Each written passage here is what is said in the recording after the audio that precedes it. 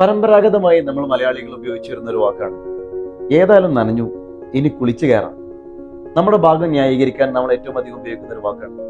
എന്നാൽ ഇന്ന് അല്പം മോഡേൺ ആയി നമ്മൾ പല സിറ്റുവേഷനിലും ഉപയോഗിക്കുന്ന വാക്കുകളാണ്. ക്യാഷ് കൊടുത്ത് വാങ്ങിച്ചാലേ കൊള്ളൂലെന്നറിയാം, ഇട്ടേക്കാം. പൈസ കൊടുത്ത് വാങ്ങിച്ച ഭക്ഷണമല്ലേ, വേസ്റ്റ് ആക്കണ്ട, കഴിച്ചേക്കാം. ഏതായാലും ഒരു വർഷം ഈ കോഴ്സിന് വേണ്ടി കളഞ്ഞു, ഈ 2 വർഷം കൂടി ഇങ്ങോട്ട് പൂർത്തിയാക്കിയേക്കാം. ബിസിനസ് തുടങ്ങിപ്പോയി, ഇനി നിർത്താൻ ഒരു ഓപ്ഷൻ ഇല്ല, ചെയ്യാം. ഇത്തരത്തിലുള്ള വാക്കുകൾ നമ്മൾ ദൈനംദിന ജീവിതത്തിൽ നമ്മുടെ സുഹൃത്തുക്കൾക്കിടയിൽ നിന്ന് തന്നെ കേൾക്കാൻ സാധ്യത. ഏതായാലും നനഞ്ഞു, ഇനി കുളിച്ചു കയറാമെന്നുള്ളത് സൈക്കോളജിയിൽ സങ്കോസ് ട്രാപ്പ് എന്ന് പറയും.